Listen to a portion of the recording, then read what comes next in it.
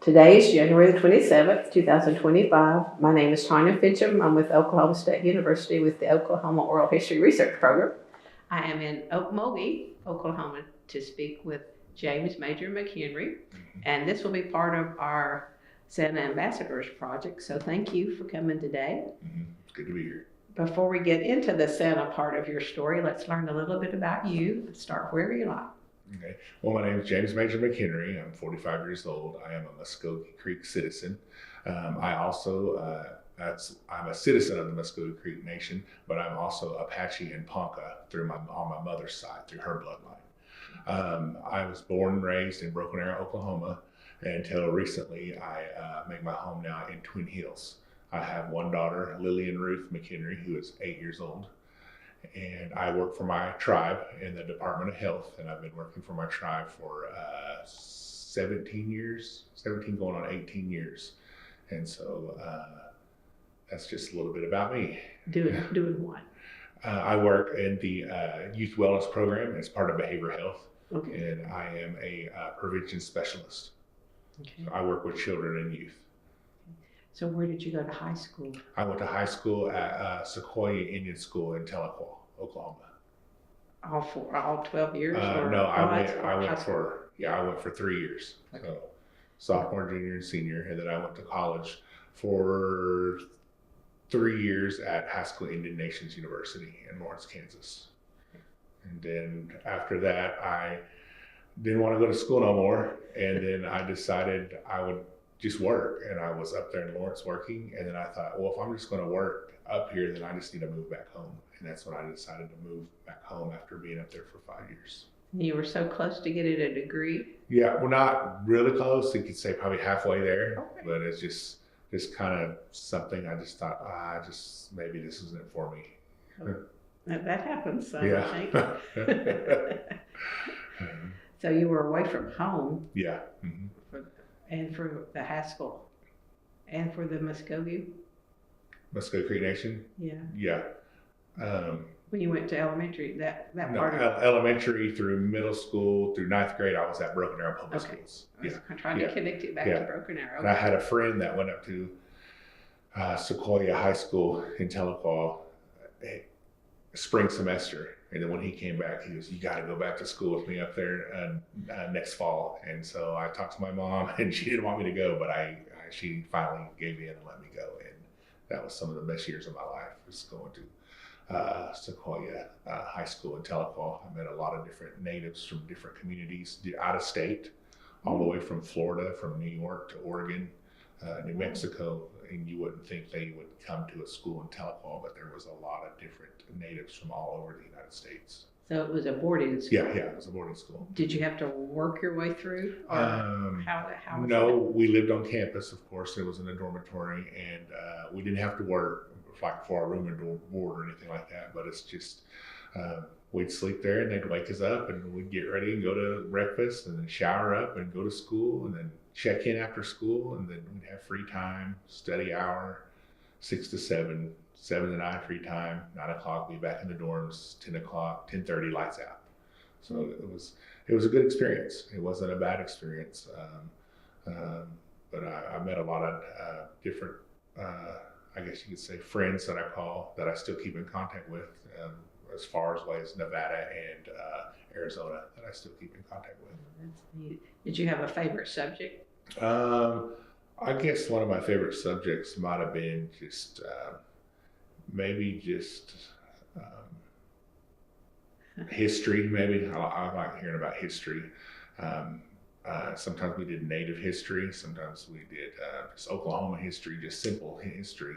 But a lot of it was Native history that I liked. Okay. That's good. You got a little bit of that then. Yeah. Okay, let's back up and talk about your name. James Major McHenry. I'm named after my great-great-grandfather, who came over here to Oklahoma on the Trail of Tears. He was actually a prisoner of war, and he got his English name, James McHenry. Doesn't really know how. It's been told that he was half Creek, half Muscogee Creek, and half white. That there was some that he was just raised as a Creek, but either way, he was engulfed into the Creek culture and married his wife, and then they began to have children who were Creek and Muscogee Creek citizens. The term major, the nickname major that I have, is because of my great-great-grandpa James McHenry, because during different times of war and things going on, a lot of Muscogee citizens joins with the Confederates. And so when he joined with the Confederates, he got ranked as high as a major. And so that's where that nickname major comes from, named after my great-grandfather James. My middle name is Lewis, and his son, he had a son named Lewis, and that's who I'm named after. He was a judge in the Muscogee Creek Court. He was a part of a lot of different things, part of a Muscogee Creek uprising. I don't know the exact date of where they were going against, the government and things like that they had disagreements with.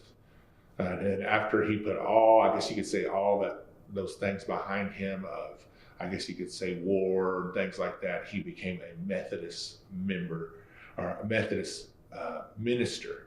And then he went out and he established some churches. And one of the churches is the church that I attend. It's a Muscogee, I guess you could say, a Muscogee Creek church. The majority is Muscogee Creek citizens, but it's part of the Oklahoma Indian Missionary Conference. There's 80 plus churches in it, and we're one of them. And that church has been at that Broken Arrow in that area of that site since 1875. So my great-great-grandpa helped establish that church, was one of the first Methodist ministers at that church, and then my daughter goes to church there still.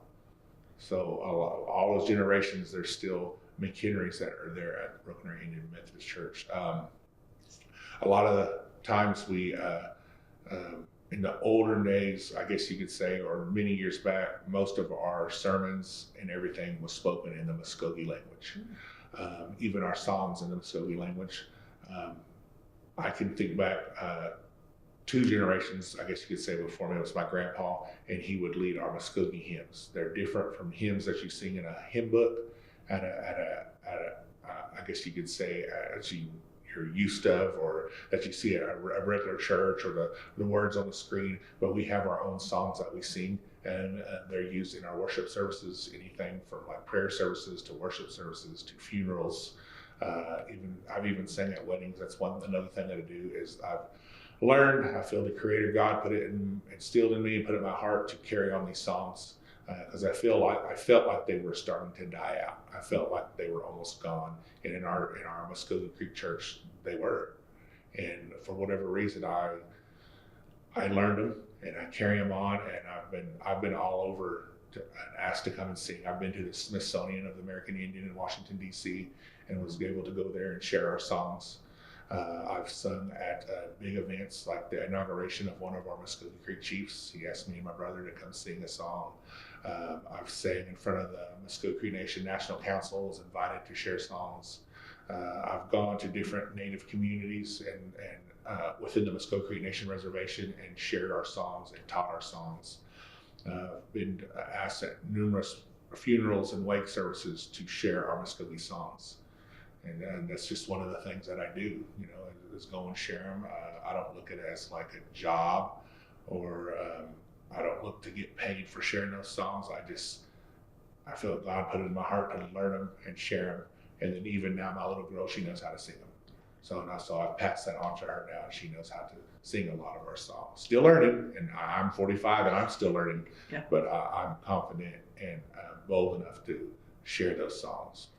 Are they written down? Yeah, they haven't been wording. Yeah, we do have our own little songbooks. The tunes of those songs are they're nothing that we can sing songs like Amazing Grace, Sweet By and By, things like that in the Muscogee language.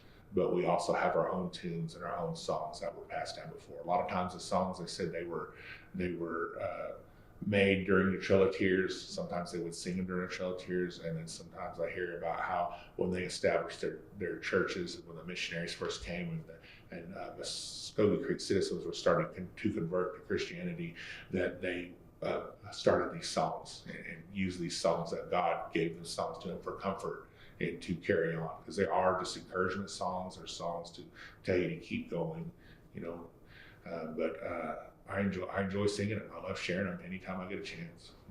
I'll put you on the spot and have you do one. Yeah, I can. I don't have a volume, but I'm just loud. But I can share one if you want. I can share you one verse. So. Yeah, sure. I guess the song that I want to share, it's a song that I sing often, and it's just Okmulgee. And that word means love in our Muscogee language. And that's what this song talks about. It talks about love, and it doesn't talk about like a man and a wife or a boyfriend-girlfriend love. It talks about God's love. And it says that he loved us because of his love. He gave us a place to go when we leave this walks of life or this world, that we will go to that heaven. He made a heaven, a place for us to go when we leave. So it's Okmulgee. Okmulgee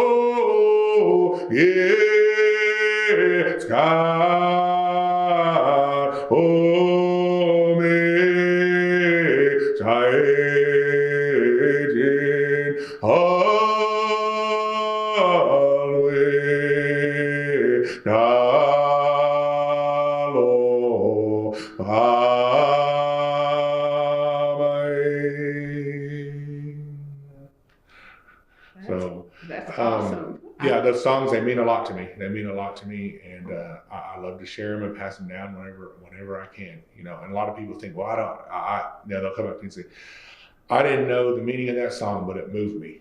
You know, and that's what they're for. That's what they're for. They're for encouragement, to help, whether it's through we're celebrating, whether you're in mourning, you're hurting, you've got sorrow in your heart. You know, they can lift you up. They can lift you up. So. Just the sound of your voice would do that. Yeah. Well, thank you. So your family came to Broken Arrow? Yeah. On the Trail of but they ended up there from the Trail From the Trail of Tears, yeah. Coming over from the Alabama, Georgia area. And so your mother's side too? And my mother's side, like I said earlier, she is Ponca and Apache. And so her family is over in the Apache, Oklahoma area. And then Ponca, of course, they're from the Ponca City White Eagle area, White Eagle community. It's a native community just south of Ponca City. But she grew up in the Anadarko Apache area. And then later on in life, they moved toward Ponca in a little community called, our little city or town called Tonkawa. Okay. So they kind of lived up that way for a little bit. And that's where her mom established her home later in life. But my mother grew up in Apache. So how did they meet? My mom and dad met at it was a big church camp. That's how they met. That's how they first met. And within a month, they got married. Wow. And then they were married almost for 40 years before her passing. You know, almost 40 years. Love at first sight, then, huh? And then one of the things that a lot of people don't know, they don't know that I'm a Ponca and Apache descendant. But my mother, when she came this way, she moved here, and then being engulfed, I guess you could say, in our culture, she took on a lot of our ways, things that we do, everything from our language to our songs. Like the song I just sang, she could sing, learned our songs, and then she learned our style of cooking and food. And my aunt, my dad's aunt, my great aunt, she's the one that taught her to cook. And so she was always a real good cook, even at our church. Our traditional Muscogee Creek churches, they have what they call camp houses around our churches, not just like a dining hall or a fellowship hall. Now, most of them have a fellowship hall now, but some still have the old way of camp houses. And those camp houses were family camps.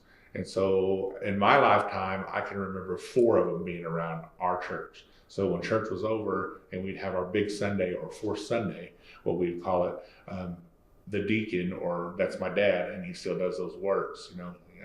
He directs where people are going to eat and sends people over to eat, and they all fill those camp houses and eat. So my aunt, my dad would always say that she was one everybody wanted to go to Aunt Abby's camp because she knew how to cook. And so we got to enjoy that too, even after my Aunt Abby's passing, because my mom was taught by her how to cook, so she could cook like her. And so that's one of the things my dad always liked and that we all liked. But we grew up in that. A lot of people don't know it really unless you're a Muscogee Creek citizen, the old camp house life at the old Muscogee Creek church grounds. So, well, did she teach you how to?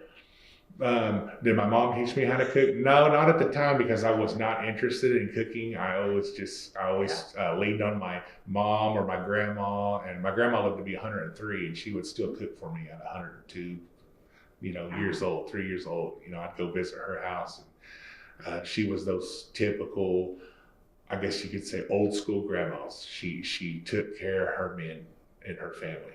And we'd come in, "Are you hungry?" That's the first thing, that's, you don't hear that a whole lot no more, but she'd say, "Are you hungry?" And no, and then we'd sit there and visit, "Well, I can cook something up real fast." And so my dad would say, "Just let her do it. That's what she wants to do." So sometimes I felt bad, but that's what my grandma loved to do. She'd go in there and fry up a piece of meat or make chicken or something, and, make gravy and make biscuits or something real quick. And within 30 minutes, you'd have a meal, and it was just something. But at the time, no, I had no desire to learn how to cook. But do I know how to cook now? Yes, I do.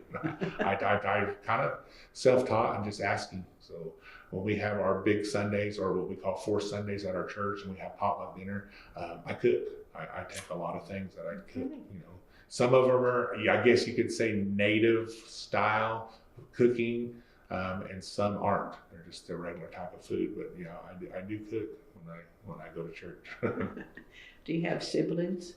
Yes, I have 4 sisters, and I have 1 brother, and I'm the baby of the family. Oh, okay. So we our age ranges. I'm 44 all the way up to 64, 65. My sister is. I can't remember if she's 64, 65. So there's a 20-year span there of all of us. Well, then the sisters learned how to cook, or at least some of them. Yeah, they know how to cook. They know how to cook all the good stuff. And, even my brother, he learned how to cook too. So a lot of times my brother cooks too. And he's the next, I guess you could say, in age-wise, he's the closest to me. It's me, my brother, and then my next 4 sisters. Being the youngest, were you spoiled? In your opinion? My older sisters say I was. Okay. They still tease me even today about our mother. She's been gone for 16 years, but they say she always called him her baby, even when she passed when I can't remember how old I was, but I was 31 or maybe 29 or somewhere like that. But they say she still called him her baby. So she was, "Oh, there's my baby," and she'd say, "My big baby," So. But I guess you could say I was. I don't know. As a kid, I don't feel like I was, but that's kind of a running joke with our family. That's Mom's baby. Okay, let's segue into holidays. As a youngster, what was Christmas like? As a youngster, as Christmas, our mom always. My dad was a provider. My mom was a stay-at-home mother. She didn't never have to work. My dad was a provider. He worked. He worked for the tribe for a short time. He worked for Tulsa Corps Engineers. He worked for BIA, Bureau of Indian Affairs, and that's where he retired from. But Christmas-wise, our mother always made sure, I guess you could say, we got something. We always had something under the tree. She would do her thing of decorating and getting ready, and the whole thing of when you're little, you better be good. Santa's going to bring you something, or if you're not good, he won't bring anything. We always had big family gatherings. My mom always decorated. She always got into the spirit, and now my oldest sister is just like that. She decorates like hardcore, all on the ceiling, the walls, the trees, all the trinkets and everything, and tablecloths. So it's just something that we've always did, and maybe. It was always a good time because we knew it was Christmas season or the holidays, but a lot of times it was just together with family. That's one of the times that we always gathered together, and we had other times that we gathered, but that was the one time when everyone cooked, they came together. My mom always provided for everyone, all her kids' presents, all her grandkids' presents. And then a lot of times, my older sisters being older, they would give us younger ones presents, And then a lot of times we're just providing for your kids. But we always had a good Christmas. We always had good food. That's one thing that we always had. And, was the tree real or artificial? we always had just an artificial tree. It was an artificial tree. We never had a real, I don't ever remember us having a real tree. But one of the things that we'd always do for Christmas is because I don't know how, I always grew up in our native churches. That's all I know. I don't know if other big churches, these big, huge mega churches, what they do for Christmas. I have no idea what they do or what goes on in their church. I don't know how they serve the people. I don't know what they do. But in our native churches, they're smaller congregations. They're small, and but it's home to a lot of natives. It's home. When they want to go home, they go back to their church they grew up on. They might have been gone for 40 years, and they come back to their church. They may die. They may have come to our church and maybe even been a member, and they may die, and their last request was to come back to their home church. That's where they want to have their funeral at. They might have been away for years, but they'll be back. I broke in their church when they die, or I didn't have nowhere to go, and that's where I went to the native church I grew up in. And I don't know why it's like that, but it's just home. And well, that's Grandma and Grandpa's church. I'll go back there. You know, I don't know how any other type of churches do or how people do, if they even think of that, like, well, that's where my grandma and grandpa went, I want to go. But that's how it is. And I guess you could say in our part of our culture or part of the way we do things is that's home for those people. And that's one thing we used to do is Christmas. We'd always have a Christmas program at church. And a Christmas program at church, it wasn't like I guess you could say a well-practiced play where you practice for months and months and months. Sometimes you practice the day of the Christmas play, you know, and just round up kids. And sometimes there would be kids in the audience or kids visiting. You want to be in the play? Sure. And then we'd have all these different kids in the play.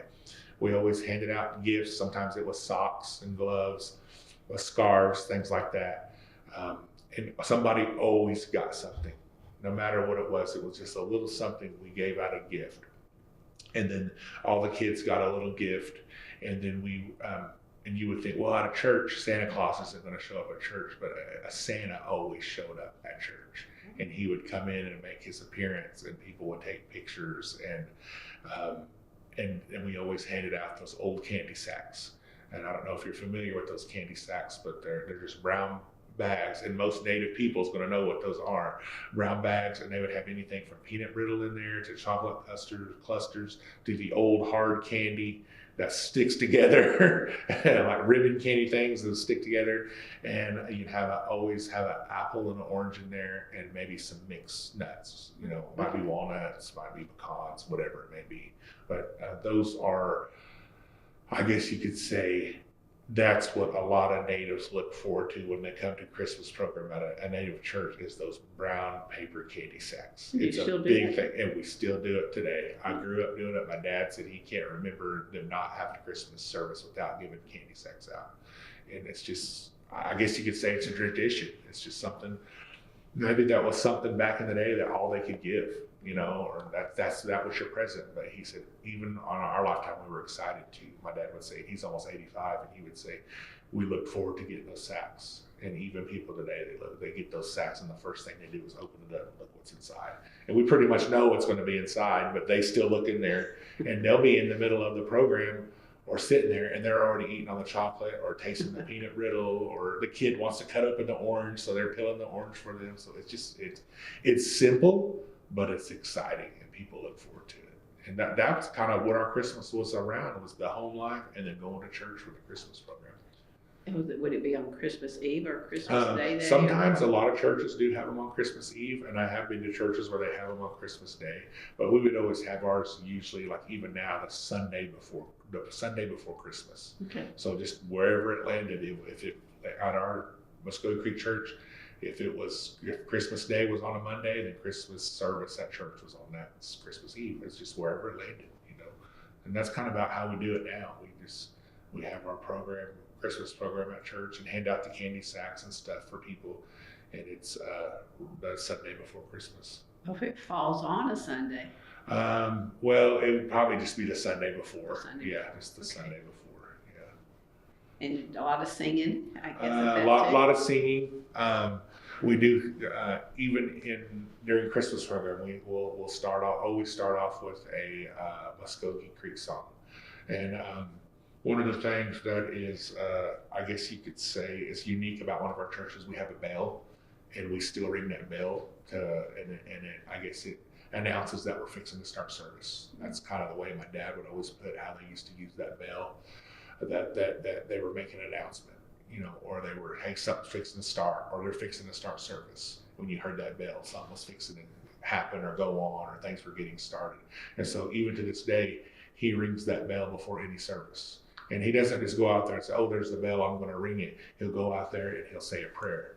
He'll say a prayer, and he'll face the east, and he'll pray, and then after he prays, then he'll ring the bell. So, and that's how our services start. Even every Sunday they start, even before anything, they ring that bell. And then it's fixing to start. It means to settle down, get in your spot, we're fixing to start. Did they let you ring it?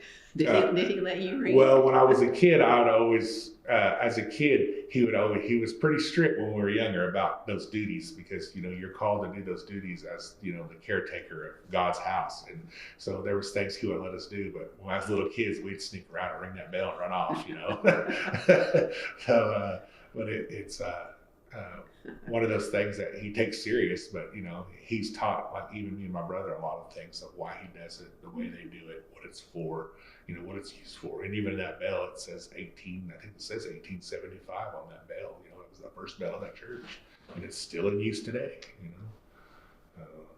That's a lot of history just in that bell. You think about how many times it's been rang during services, all kinds of services. How many different people have rang that bell? My dad's been doing that work for 50 plus years, what he's doing now. But before that, who was that? Before that, and before that, so. Do you have a photo of him ringing it?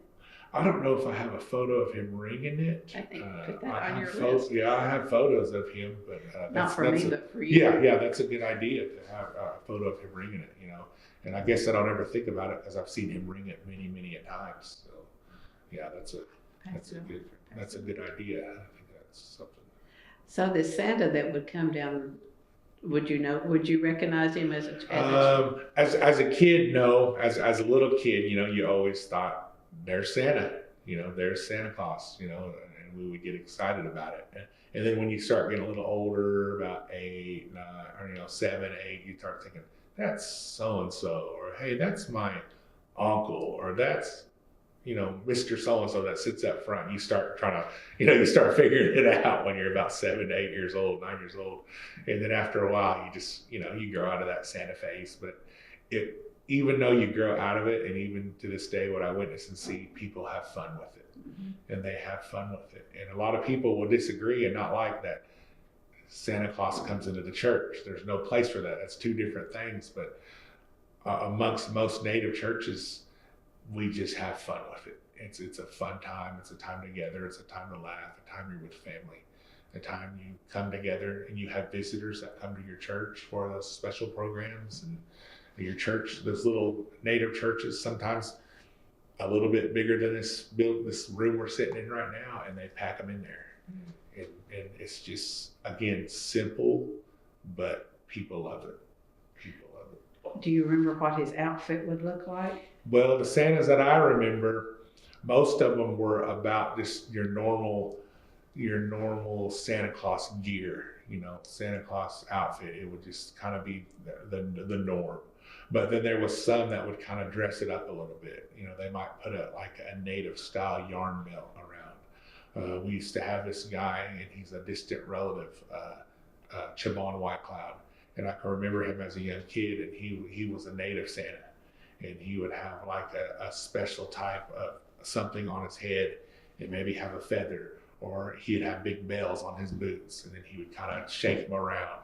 A lot of times I've seen Santas where they kind of start talking their native language, maybe greet people, and people like that, especially those first language speakers, or those ones that still carry on the language or know the language. They like that, and they get a kick out of it because Santa, or native or Indian Santa, is speaking in their language, and they really like that. They enjoy that. A lot of times you see that just the little Santa Claus outfits that come in the pack, and they would just be real cheesy, or they just be real cheap. But they'd wear them in, and people, I think that was the fun part of it, because it looked funny, you know, and people were like, look at his beard, or look, that's not even fitting over his shoes, or he can barely fit that suit. That was probably a lot of the fun part of it, is that we could laugh. And that's one thing about natives, they like to laugh. They like to laugh, they like to tease, and they can find humor in most anything. Well, was it important that the Santa represent the native side? Or Oh, I don't know if it was really important, but I think how, I don't know if you say fit in, or how they could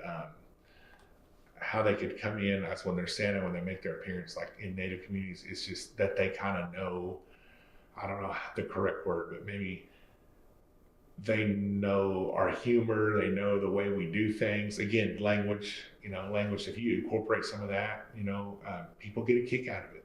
They enjoy it. If you dance like a native style dance, no matter what tribe you come from, if you go out and visit this tribe and they dance this way, and maybe you dance a little bit, give them a little example, or give them a little, show, they like it, they laugh, and just no matter where you are, you kind of have to, I guess you could say they change it up to where they're at when they're being native Santa. I think that's about all I got. Well, can you think back for the very first time you put on the outfit to play? Let's see. When I first started out being Santa Claus, and then I always call it Indian Santa or Native Santa. Do you have a preference? Not really. Some people say Native Santa. Some people say Indian Santa. Some people, most of the appearances I make as an Indian Native Santa are within the Muscogee Creek Nation reservation. Most of it. I've gone outside of it a few times, but most of it, I get so booked up within our Native communities, Native churches, Native events, that I have no time to go anywhere else. I'd like to go outside of that. I'm just waiting for that call, or waiting for someone to say, hey, come down here. We want you to come. I would definitely be open to that. But the first time that I remember is that we were having Christmas party at our church. And again, we always had a Santa Claus that would come in for the kids, and a lot of times it would be last minute. Who's going to be Santa? I always remember that growing up when I got a little older, and they would say, well, do you want to be Santa? Well, of course, I was like 15, 16. No, I can't be Santa. I'm too young. But they would always find somebody in the crowd. I might be sitting there, hey, can you be our Santa? But most guys would volunteer. Well, for whatever reason, that year nobody volunteered. No one wanted to do it. And so my sister, well, you're going to have to be Santa. And so I was young, and so I said, okay, I'll do it. I might have been, I don't know, 30, 35, it was early 30s or late 20s. And I said, okay. I said, I'll do it. What do I need to do? And she goes, well, just come in, put on that suit, and just come in and tell everyone Merry Christmas and ho, ho, ho, and take pictures. And I didn't know what to do. I had no idea. And so I said, okay. So I come walking in and made my grand entrance, and I just hit the door real hard and got everyone's attention, and everyone was like, oh my gosh, it's Santa. And I just came in and I was just loud. You heard me sing a little bit while ago. I got a loud voice, and so I was just loud and kind of pranced and danced around and just shook hands with everybody, because that's one of the main things in Native culture is they believe in shaking hands. When you greet someone, you shake their hand. When you depart from somebody, you shake their hand. It's kind of just a sign of respect, and just how you greet one another. And so that's what I would do when I walked in. I would shake everyone's hand, and I just came in and sat down. And I was nervous that first time, so that's about all I had. I guess you could say for my grand entrance, grand appearance. That's about all I had. Then it just it was like, I can do this. I want to take this to the next level. I want to do more. This is kind of fun. And what it made it fun was that everyone else, not me being Santa, but everyone else was having fun. And it was putting smiles on people's face. That's what caught my attention. Even as a young guy around 30 years old, that's what caught my attention, was everyone had fun with it. And so the next year I was Santa Claus for my church. I became they knew James Major McHenry was going to be Santa Claus for Broken Arrow Indian Church. So it was mine. I was it. You know, we don't have to worry about Santa Claus no more. Major's going to do it. So for a few years, I was just regular Santa, regular old, you know, the Santa Claus outfit you see at the mall or that you see, you know, at the store, you know, on the movies. I was just Santa.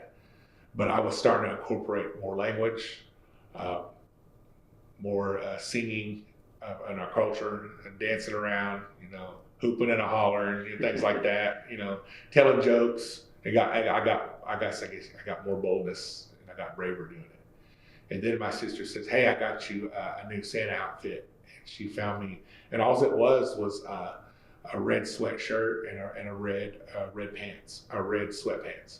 And she goes, "But I'm going to sew some ribbons on your outfit." I said, "Okay." I said, "Yeah, that'll work good." I said, make them real long." I said, "I want them real long. I don't want just, because lead time you see ribbon shirt, they're not real long. I wanted them real long." I said, "I want them on the front and the back." I said, "Put them on my arms." And she goes, "Okay." And she goes, "Then I'll sew that fur up here on your collar, and I'll sew it around." And I said, "Yeah," and I'll just start wearing my boots. I'll wear my boots, you know, because a lot of natives wear boots. They wear boots. And she said, "Okay, yeah, that'll work." And I said, "Then I got this old yarn belt, and it was actually my mom's." And I said, I'm gonna use that instead of wearing that black belt Santa wears. I'm gonna wear that native yarn belt. So I put that yarn belt around me. Then I had some beadwork that I read. I used to gore dance a lot when I was younger. I guess you could say in the powwow world, I would go gore dance. Our mom used to take us to powwows. So I still had some of my items that I wasn't using, and so I used some of my beads to go across my chest to use, and that kind of just helped, I guess, identify as a native Indian Santa. And those are some of the things how I first started out, how I started doing that. Oh yeah, I'd wear a normal Santa hat, and then a lot of times I would pin a feather in there. And I kind of got away from that just because that feather that I used started getting real bad looking. And so, but I normally just wear a regular feather or a regular hat, and I have my belt that I wear. I do put some bells on, and then I'm carrying a small cane. It depends on where I'm at or where I have to get dressed, because sometimes I don't have a really good place to get dressed. So I try to conceal being Santa if I'm in the crowd until I have to go and get dressed. And then now this year I started using a big staff, and I actually found that staff at Walmart. And so I just started put it into my outfit and my gear that I wear, and use it. And so then I already have an ideas for next year how I'm going to fix it up even better and what else I'm going to do. I'm always adding something, taking away. I even wear the glasses, like the old round glasses. I wear gloves. I wear black gloves, dark gloves. I usually wear black boots, cowboy boots, just black boots. That's how my gear's set up. And then, like I said, your beard. Beard is just it's just a long white beard. And a lot of times you don't see them that long, but it's really, really long. It's a real long, and I think that kind of stands out. And that's what I want to do when I do native Santa appearances, is I want to be able to stand out. I want people like, "Wow, that's not your typical Santa," or "Wow, that's an Indian Santa right there." You know, that's the response that I'm looking for. I'm not just like, "Okay, yeah, we see Santa. They're the same old. They're the same. They're dressed the same every time." No, I want it to be where I stand out and that boldness, so they see me. You know, because that's the whole part of the bit, the appearances, is just that they're singing, that they're looking and go, "Wow, that's cool. I want to take a picture with that guy." You know, if I was in a regular Santa outfit with nothing of my own, they would just be like, "Well, it's just another Santa. We've already taken a picture with Santa." But when I'm in my native outfit or gear, they want to take a picture with native Santa. That they come up to me. You know, there's times where I make appearances and they're waiting in line to take pictures with me, and I have fun with it. You know, I joke with them when they take pictures. I say something. A lot of times in my language, if I know if they're part of my tribe, and they just laugh. They laugh. It can be one word and they just laugh, and it's all about having a good time. That's what it is about. And I explain the Santa outfit, but I also have another outfit that I wear, and that is a vest that I wear.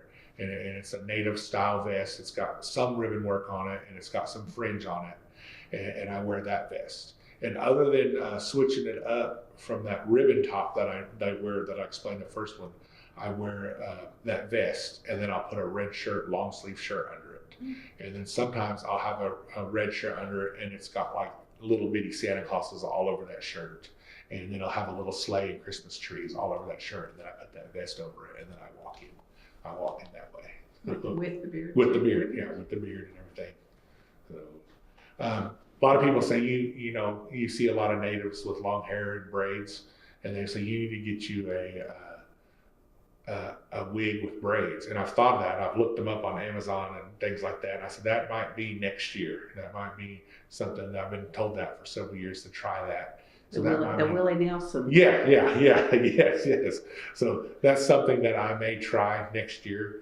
But I try to keep it where I'm Santa, and every kid to me that in my own experiences, they know that Santa has a big white beard. They know, and then he walks in red and white. So in the native culture or the native communities that I go in, I keep that appearance of that Santa, but I dress it in a native attire. You have that traditional, there's Santa Claus, there's old Saint Nick, there's Santa, but I keep that part, but I also dress it up in my own way of our native style clothing, what you see. That's just how I present native Santa, one of the ways that I present. How I switch up the two outfits that I do have, sometimes the first one I spoke of, it's when I go into the native churches or the communities. And then a lot of the other ones is when I go more into the, I guess, traditional side or a different type of crowd of people where I'll sort of, okay, this one right here, this outfit will be more of a hit with this crowd of people.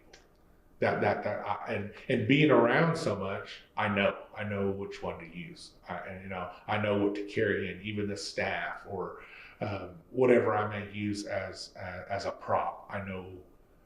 In my mind, I know, but I feel that I know what one outfit I should wear at each appearance. What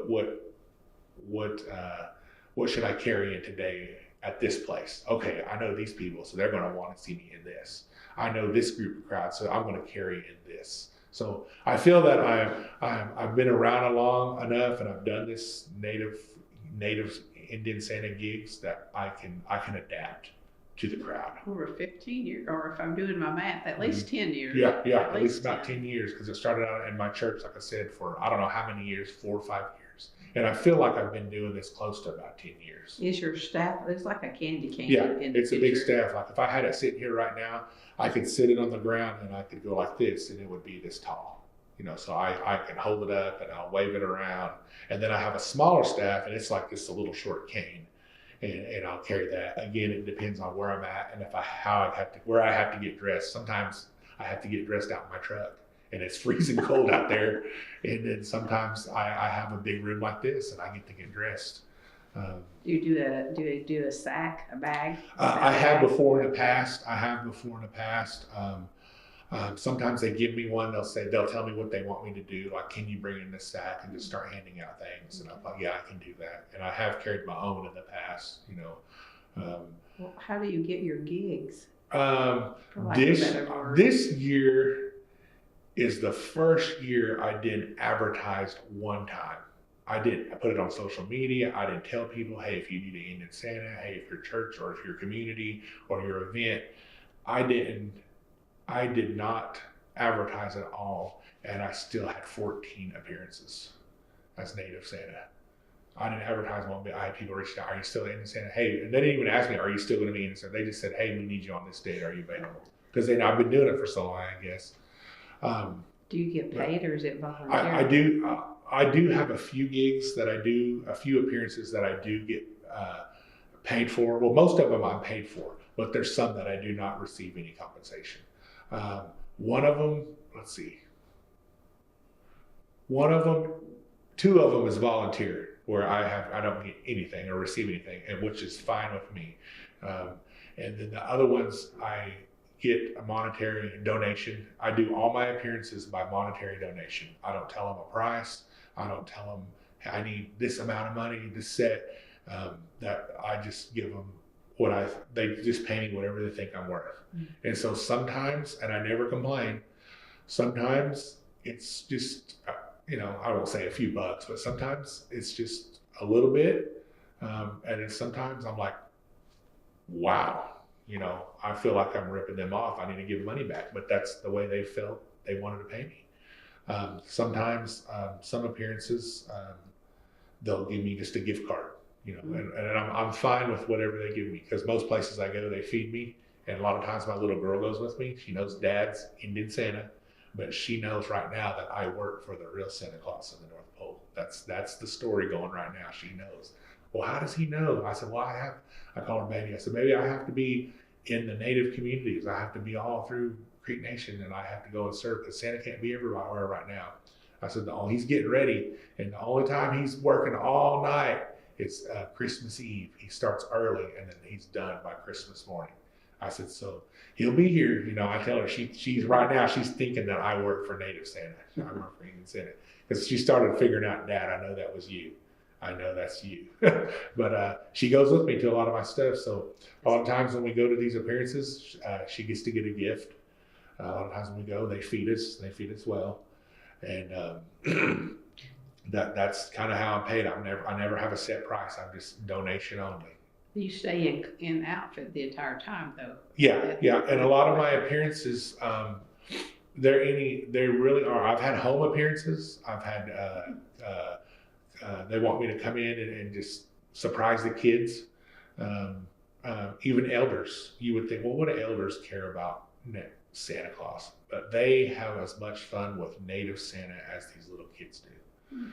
So I've done appearances anywhere from homes to the Eufaula dormitory where Native students live, our Native communities all throughout the Muscogee Creek Nation Reservation, all the way down from Holdenville all the way up to Tulsa, all the way east and west, all through our reservation area. I've done appearances in our communities, at churches. I've done appearances as Native Santa at River Spirit Casino. For the elders luncheon, and where there was 400 plus elders in attendance. Did you want their picture made? Oh yeah, I feel like I took 400 pictures. I did employee Christmas for the gaming for Muscogee Creek Nation, and that was 2 parties. They have so many employees, it was 2 parties, and I bet you there was 300 plus at every party. I've done appearances for foster care, and went in and did appearances for foster care for the Native foster care children. I've done appearances for the Chief's office Christmas party. I've done appearances at tribal towns. We still have some here within the Muscogee Creek Nation. I've done appearances there. And I want to say it's about, parade. I've done a parade before. I was going to ask you.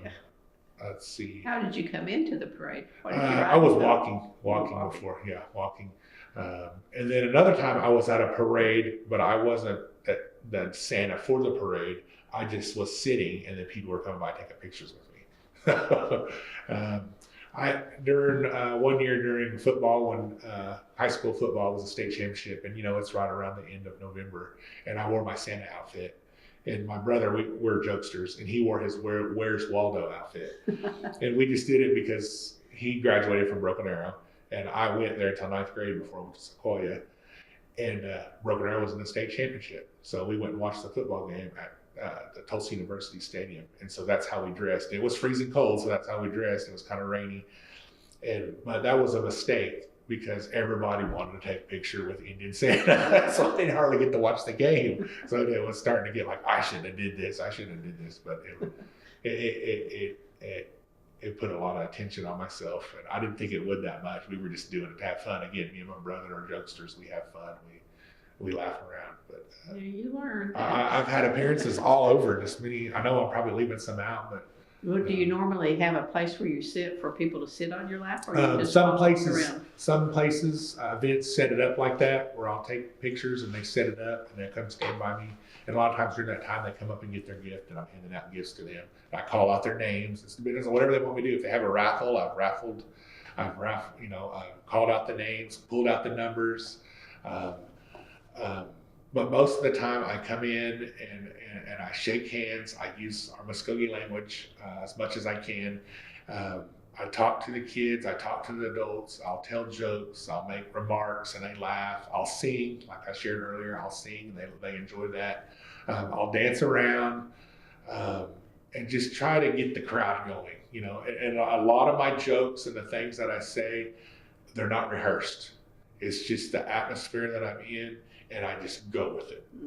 If it's something like a name of a church or name of an event, and I might switch it up to make it sound silly.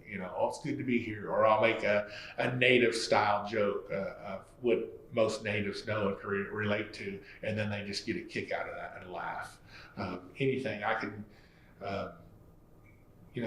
I just sometimes it's just off the top of my head, and sometimes I'm sitting up there and I said that and that was funny, and I'll be up there laughing at my own joke, and everyone's just laughing and cracking up. Do you feel like your persona changes when you put on the suit from your normal self? I feel like I do. I feel like I kind of get in that groove, I guess you could say, or get going of being native Santa. I've told my brother this and told my wife, the first appearance or two, I feel like sometimes I don't give up my all to that person, so I'm sorry if I don't, but I still feel like I always do a good job. I try to do my best, but that first one, it's like getting in the routine, the first one of the year, and sometimes it's way out there. Sometimes it's the last weekend of November, so I'm really not in that, I guess you could say, that holiday spirit, or maybe that Christmas spirit. And I go, okay, here's the first one. I got to get going on this first one. And then I thought, and I always grade myself. I grade myself, and well, how do you think you did? Maybe a C+, and then about the third one, how'd you do? I knocked that one out of the ballpark. Man, people was going crazy, and then by the end, A+, man. Those were I was a hit, and I'm just almost bragging on myself, but I feel good about it, because I felt like I did a good job in my appearance.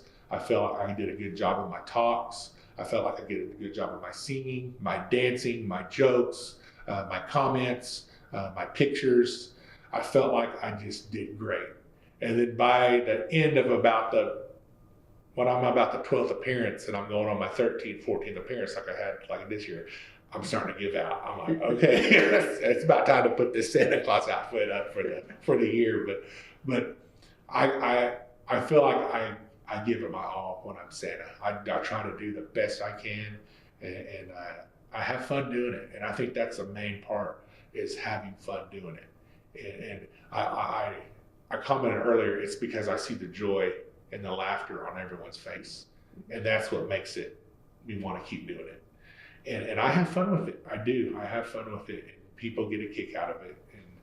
And sometimes I think I might have more fun than everybody else does. but I don't think you could do it if you weren't having a good time. And I think a lot of times, and I don't know if this is true or not, but I feel like I have fun and it's successful because I'm not up here trying to say, you got to give me $500 for an appearance. Mm-hmm. Or you got to give, because sometimes the people, they'll just say, no, we want to know what you want. And I tell them, well, just give me this. That's not enough. You need more than that, Or what? You're selling yourself short, or you're being too cheap. And I'm like, it's okay. It's okay. I have fun with it. And I think that's the bottom line, is that not only they have fun, but I'm having fun what I'm doing. And I think that's what makes it a success. Do you have to take time off of work to do it? Sometimes I do. Sometimes when it's during the day, I have to take off time. And my supervisors know what I do. And they know that I am a native Santa for our community. Again, I work for my tribe, And so they know that I'm busy during Christmas for the tribe. A lot of appearances are for the tribe. Different departments have me come as Indian Santa. Oh, another one I left out was Head Start. I went and been Native Santa for the Muscogee Creek Nation Head Start, and I went into their classrooms and talked to them, and they took pictures with me and handed out gifts. Did they pull your beard at that one? I've only had a couple kids try to pull my beard, and or even like when they put the baby in my lap and then they try to, the baby grabs, they don't know, and it's like I'm holding on to my beard. Are they usually using their cell phones for pictures, or do you? Most of them are cell phones. There do some people that have a camera.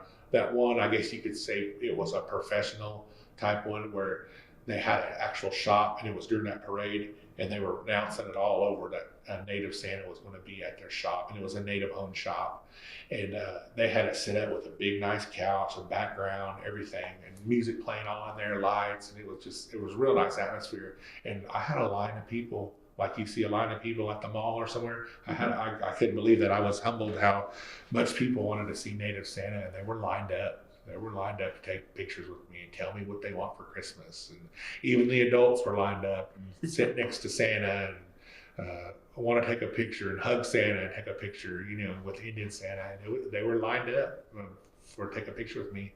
And they were using a real camera to take pictures. Well, in a situation like that, do you catch yourself up on current trends for toys, what the kids might be? Yeah. I always and what it helps is because I have an 8-year-old daughter. Yeah. So I kind of know, even the kids, I don't know, their lingo or the words that they use now. Most kids, every kid say bruh or bro. Hey bro, bro. And so I'm like, what's up, bro? And they look at me like, wow, Santa says, talks like how we do. Or what do you want for Christmas? Are you wanting that new Barbie's, whatever's coming out? Or, hey, did you see this? Or, I know. Or they'll come up, I say, I bet you want the new iPhone 16, don't you? They're like, yes, how did you know? When they're teenagers, that's what they're wanting. They're wanting that iPhone, they're wanting that PlayStation. And how do you respond to those requests? I tell them that Santa is going to do the best that he can do. And I said, and if he can't get you that, he's going to get you something just as good. I said, or I'll say just as good or even gooder. And they like that. And the parents get a kick out of that too. Or when they're there and they're real quiet, they're like, I want a Barbie dream house. I want a Barbie dollhouse. And so I say it loud so the parents hear me what I say. You want a Barbie dollhouse? Wow, okay. I said, I'm going to get the elves right on that. Make sure they're getting that done. So that's Barbie dollhouse is sitting under that tree, because they're they're shy sometimes and they're quiet. So I try to make it aware that, this is what their child is wanting, a remote control car, wow, and so the parent, they hear that, so. Any odd requests or? Odd requests? I can't think of any odd requests, I don't know how to say it other than maybe just being trying to be silly, and I can't think of really I'm not saying like a new car, Or a sad one. Sad one. I've heard I don't know if it's really sad because most little kids, they'll ask for, toys, or electronics. That's the big thing, electronics. Yeah. But I've heard them say, I want a new coat, and most kids, they're not going to ask for a new coat, and so to me, that's really hard. They're coming from the heart. Like, hey, I want a coat. I want a nice coat. Whether they don't have a coat or whether the coat they have is old and raggedy, they want a new coat. So that's about the closest thing I can think of as being really something they're really maybe sad asking for, or something that they really wish they could have, like a heartfelt type, request, but those are about the only things. I've never heard nothing real sad, or just kind of like kids, I want a new airplane, or I want to fly in an airplane and go to Hawaii, something like that. Well, Santa wants that too. Do they do letters to Santa? I've had a few. They've given me their letters. Okay. They've had a few, and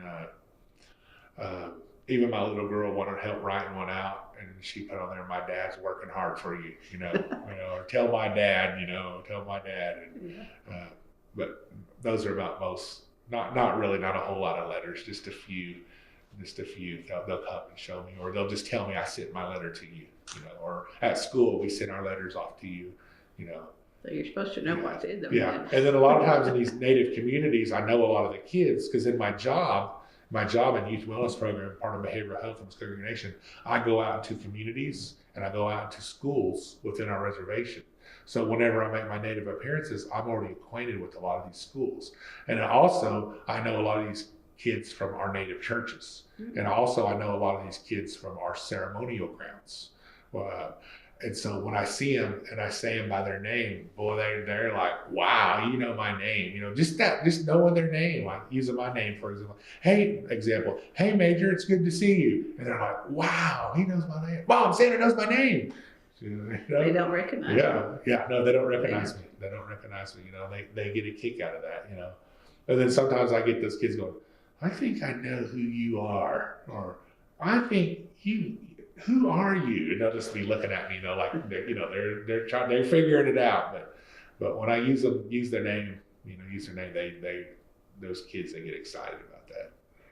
Well, of all the gigs you've done, is there one on the top of your list you want to do?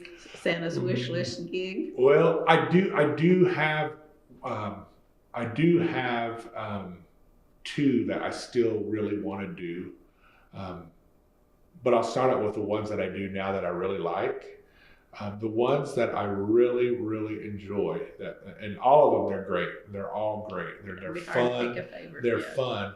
But I have two that are tied that I do. And I hope I get to do them. If they're the only two I still get to do, I would do them for free because I love doing them. And one of them is for the dormitory and Yafala that Muscogee Creek Nation helps run.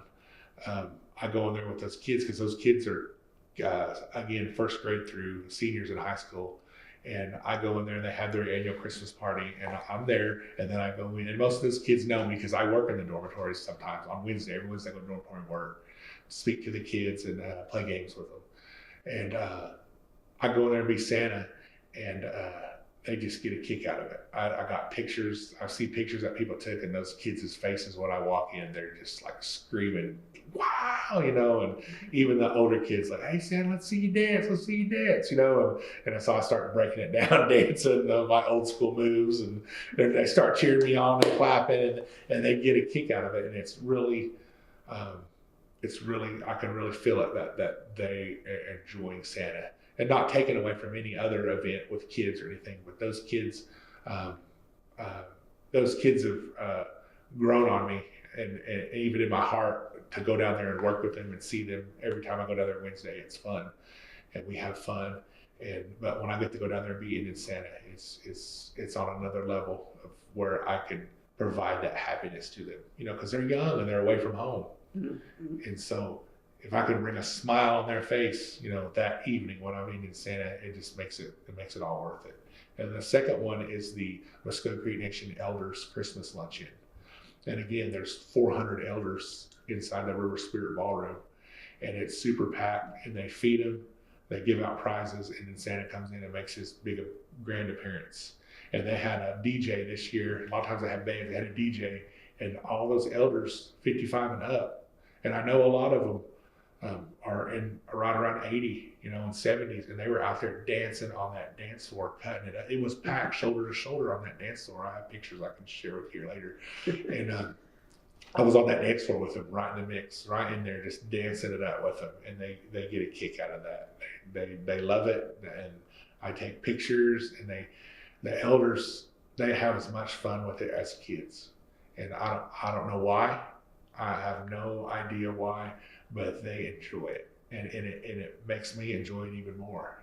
And again, elders, I use my language, the songs, tell jokes, take pictures, and I'm there for over an hour. I think I was there an hour and a half in my Santa Claus outfit. I was getting hot in that outfit, but we're dancing and everything. So I'd go outside and take a break, and it's cool outside, and I come back in, and just right back. As soon as I walk in, taking pictures, people waiting in line, take a picture, get over here by the tree, or take a picture with us, or come see us at our table, and then I'll go sit down and talk to them for a minute, and some of those, they'll just talk to me like almost like little kids, they're just like, you know what I want, Santa? And they'll tell me, I want this, or, you need to bring me this, and, Like what? yeah. Like what's on there? Yeah. What's on Well, there? a lot of times I just say like, I need a new TV, or I want to take a trip, or they'll tease me. I've been bad, Santa. I probably won't get anything this year. They tease and. Or I've been really good, Santa. You better bring me something, or I'm going to be. They'll say chabaki at you, and that means mad in our language. I'm going to be chabaki at you. And I said, oh, it's going to be there, and I'll start. I just get in my mode and just start teasing back and joking back and get going. Do you get dressed there, or do you get? Yeah, there. I'll get dressed. Yeah, have me like there. They have me a room where I could get dressed, and I carry it in a big duffel bag. Everything's folded neatly and put up, and I wash it after every appearance and get it all ready, and just have it ready to go in that bag. It's ready to go. If I got a good place to get ready, like I said, I'll carry that big staff, because everybody got a kick out of that big staff, and that's the first year that I used that big tall staff, that candy cane staff, and everyone, can we hold the staff? Or the kids, I want to hold it, and they're waving it around, and I guess just because it's a big old candy cane, they just got a kick out of that, Then I think, well, what other Santa Claus carries a big candy cane staff like that? I haven't seen any yet.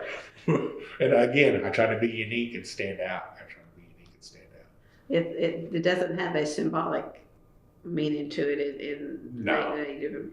No. Not like your ribbons and your No. other does. No, it's just something different. I think, and I go, wow, that's different. So cool, So where would you like to be Santa that you've not been Santa? Where would I like to? I would like to go, I guess you could say back west of Oklahoma, or back that way, just because that's where my mom's people are from. And they have a lot of powwows and dances during Christmas time. And I guess you could say even up here in the Tulsa area, they might have dances and things, but I haven't got asked to come to a powwow yet. And again, I have somewhat of a background growing up going to dances and powwows, camping at powwows. Our mom always taking us, our mom used to dance. I gore danced. I had relatives that still do dance at powwows and different dances, gore dances. And so I've always wanted to go back and do one. I just haven't been invited yet. Maybe because I don't advertise out that way, but that's definitely a goal, because I want to be able to, I guess you could say, perform and put on a show for that side of my family, or those natives on that side of the state. I think they would enjoy it. I think they would get a kick out of it. And I've been to powwows where the Santa Claus comes out and he dances, and they do a good job. But I want them to see me in my outfit, my regalia, my fit of what I'm wearing and how I do. I feel like I would bring a different style, and I feel they would enjoy it. That's one where I'd want to go and be, I guess you could say, the powwow circuit, and be invited to do that. And I know it's coming. It'll happen one day. It will. The second one is I would like to do an actual parade where it's like like during most tribes have a celebration every year, and a lot of tribes, they have a carnival, they have ball tournaments, concerts, things going on. Once a year they have ours is called a festival, Muscogee Nation Festival, and it happens in June. And so they have all kinds of stuff going on, different events. Sometimes there's celebrities that are there, and you can take pictures with them and talk to them. They feed and give you food, and ball tournaments, every kind of ball tournament, concerts, arts and crafts, native style food, cooking, regular food booths, trailers.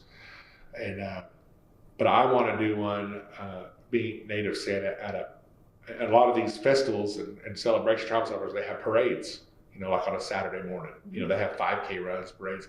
I want to do a parade where it's a native themed parade or a native celebration parade. Obviously, I can't do it in the summer or the early spring when a lot of these native celebrations are happening, because it's not, and I'm not in season.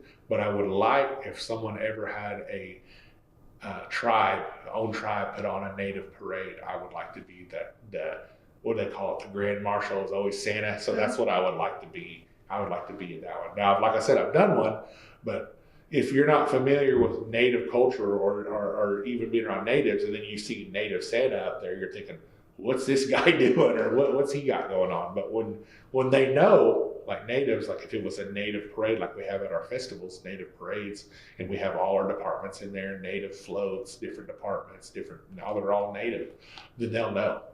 So that's one of the things that I would like to do also. Yeah, Christmas in July. Yeah. First one in July. Yeah.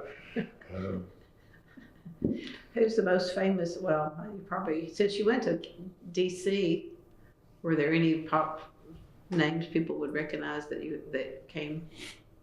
crossed paths with you on that trip? Any famous names? Not that I would know them, probably, but I can't think of any like where we went. It was a the Smithsonian. I from what I've gathered is that they invite and want a lot of different tribes and nations to come and share their culture there. Mm-hmm. And so a lot of the way, I can only speak for us because the way we set it up, we had information booths. Mm-hmm. And then we had different ones that came that were vendors that made arts and crafts and things like that, everything from paintings to pottery to jewelry, things like that. And they were set up all in the Smithsonian. And then, of course, the Smithsonian, it's a big museum. I don't know how many levels it is, 3 or 4 or 5 levels, I don't know. But while we were there, a lot of children were coming in, schools were coming in with field trips, and they would come and sit and listen to us sing. They did, the time I went, they had dancing there in our culture. And then we did the singing part, like the song that I shared earlier. We did singing like that. So you can imagine with me singing, then you can imagine with about 30 or 40 people all singing together, how powerful that was. And it had a good acoustics in that building like it has in this room. And it just went all the way to the top of that building. You could hear it. And there's people looking, I guess they started hearing us singing, and you could look up, and then all those balconies, you could see them standing there watching all the way from the top. And they were just watching us and listening to us sing. And so we rode a bus out there. There was probably about, I don't know how many to a bus, 30, 40 people to a bus. And it was a 2-day trip to DC on that bus. But it was worth it. It was worth it to that experience, because not everybody, I guess you could say, has went to the Smithsonian and been able to share what they've learned and what they've taught. And I feel that as a privilege. It was an honor to represent my tribe, to be able to go and share our songs. And that'll be a memory forever, And I got to share that experience with my brother, so because he's a singer too. So we were able to share our songs with all those other tribal citizens from our tribe, and to be able to do that there at the Smithsonian. Is he interested in being Santa? I don't know. I think he's like me. He likes to cut up and act silly, and I think he would be a good one too. Or he could be the Grinch or an elf. Yeah. He'd probably be more of a Grinch because he's not a big guy like me. Maybe we could have a battle. And that's one thing I have done as Indian Santa. There's this young lady that started being the Grinch, and they had an event one time. They call it the Muscogee Dome. It's a big gym in Okmulgee. And they had an elders event there, like volleyball and things, just different events. They fed them. And she was the Grinch, and I was Indian Santa. And so she was doing her little thing, and I was doing mine. So I said, hey, we need to do something to get these people going. And she goes, okay, what do you want to do? And I said, go grab that. They played a thing called chair volleyball. I said, go grab that volleyball. And it's for the elders. They just sit in the chair and they play volleyball. That's why they can just kind of move. It's not real physical, but they can still play and do stuff. I said, go grab that beach volleyball. And I said, run up to me and hit me in the back real hard with it. And so she was like, okay. And I said, then after you do that, take off running and go run up in the stands, or I'm going to chase you. And I said, you're being the Grinch. You're bothering me. And she goes, okay.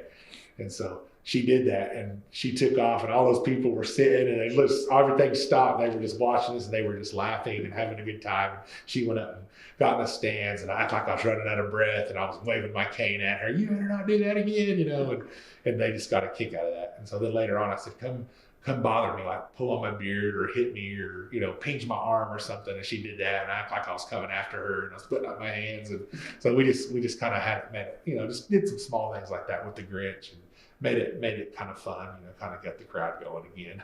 Takes you back to your childhood. Yeah. So at the end of the season, you've had 13 or 14 days of being Santa. Mm-hmm. How do you de-stress and come down from that, take care of yourself? I think one of the things, and even just since recently this year is just I think my last Santa Claus appearance was on the 23rd. It was on the 23rd. That was my last appearance. And it started that last weekend in November was my first one. So it's, and again, 14 appearances over about 23 days. That's a lot. So but there's sometimes where I had 3 appearances in one day. So one would have been in the morning or maybe noon. And then the next one was like, we're having something at 3. Yeah, I can fit you in. And the next one, we're having something at 7 o'clock. So there was sometimes where I made 3 appearances in one day. And that got tiring, but the way I just kind of relax, decompress, and just kind of, it's just relaxing at home, staying at home. And this year was a first year ever in my life. And I recently got married back in October, but this is the first time in my life that I stayed in my own house for Christmas. I didn't go with family. I didn't go back, travel to Broken Arrow, which is about 40 minutes from where I live. I didn't go back and spend family with none of my siblings or my dad or nothing. I just said, I want to stay home and I want to celebrate the holidays and Christmas in my own house with my own family. And that's all I did. That's all I did. And that was my resting and just being home, because we were on the go. And a lot of times my wife or my daughter went with me. They went with me to take part in the activities or the festivities or the events. They got to eat. And a lot of times my little girl gets a present when they hand out presents to the kids. She gets one. So it was just staying home. That's all it was. And I'm a guy that just, I get tired like anyone else, but after about a day's rest, I'm ready to go do something else, But that's all I did. This year was the first time ever in my life, 45 years, I wasn't around family. And did you miss some of that though? I didn't miss it as much as I thought. My dad's about 85, and you think, well, why would you want to be around your dad at Christmas? But I see my dad often. I see him a lot, and I talk to him on the phone every day, sometimes 2 or 3 times a day. And sometimes we talk for 5 minutes, and sometimes we talk for an hour, and I see him every Sunday at church and talk to him. Sometimes, a lot of times we eat, when we have dinner at church, we eat together. If we're not eating, a lot of times we go out to eat together. And getting out of church at 12:15, by the time we're sitting down to eat, it's, and next thing you know, it's almost 5 o'clock. And I'm like, I need to go home, because we're sitting there at the restaurant visiting, But so I didn't feel like I was like just missed out on Christmas with the family. But what does he think about you portraying Santa? My dad, he's a guy. He has a lot of love, but he just is a guy that doesn't show a lot of emotion. And he's a guy that's always there for a lot of different people, his family included, for a lot of other people through his time, has been there for a lot of people. And when I mean a lot of people, I mean like through their trying times, the hurtful times. He's kind of like a prayer warrior. He's kind of a guy that gets things going. He's a guy that can help out and do things. Now he's getting older, so he can't do like he used to, but he's a man with a lot of wisdom that people within the church and outside of the church look up to. And he's always the guy that's always there. He's always the first one at church, and he's always the last one to leave.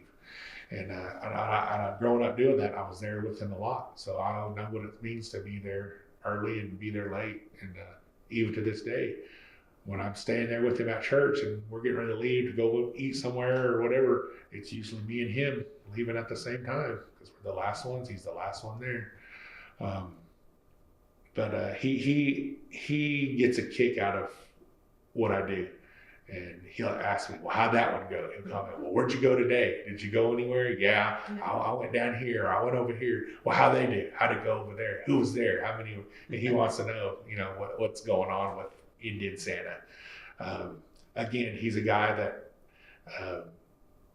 like I say, he's always there for people, but he's just always has a straight face. He always has a straight face. He doesn't hardly ever smile. He doesn't show a lot of emotion.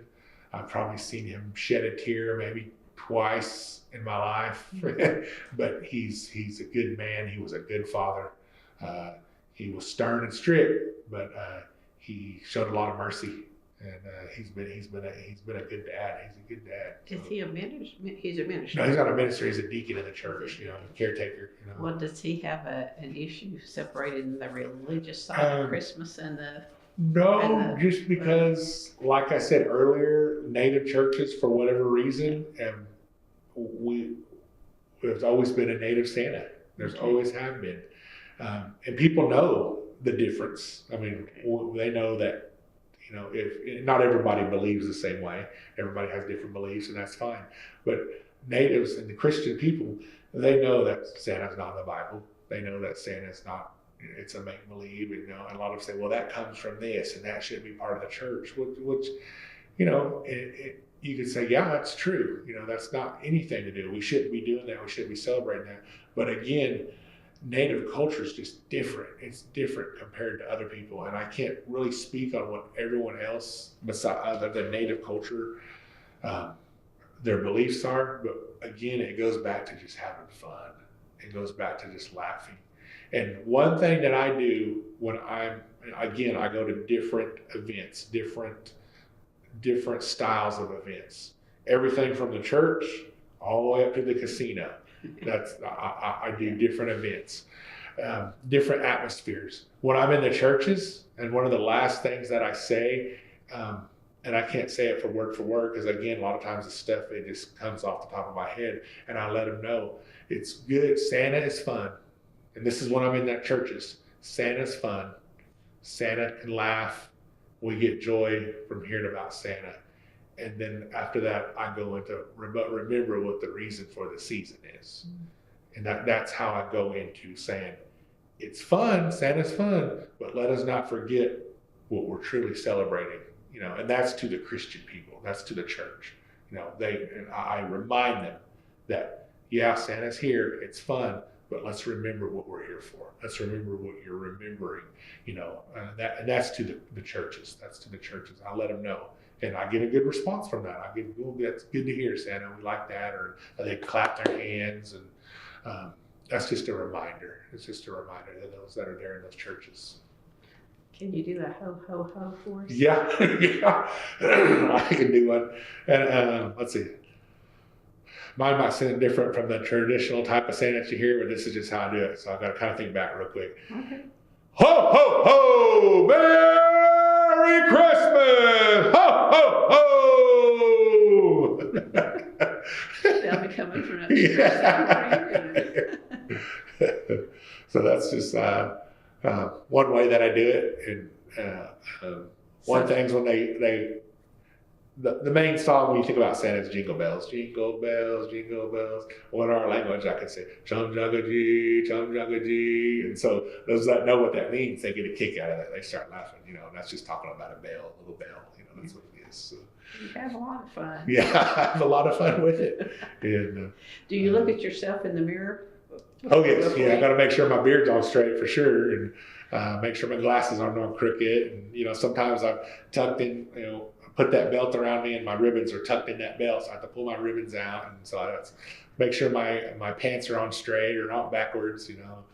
Sometimes again I got a nice big area with the big mirror, and then sometimes I'm getting dressed outside in the freezing cold, and I have to turn that mirror out on the outside of my truck, and I'm looking in there trying to get my beard straight and my glasses straight, and I'm thinking, I hope I look all right. I hope I don't have like a piece of tape stuck to the back of my pants or something, But have you had to dart into like a quick trip or something in your outfit? Not in the whole outfit, but I have, like, going from appearance to appearance. I wasn't going to get completely undressed and then have to get dressed again. I went in with the top and the pants and the boots on, but not with the beard and everything.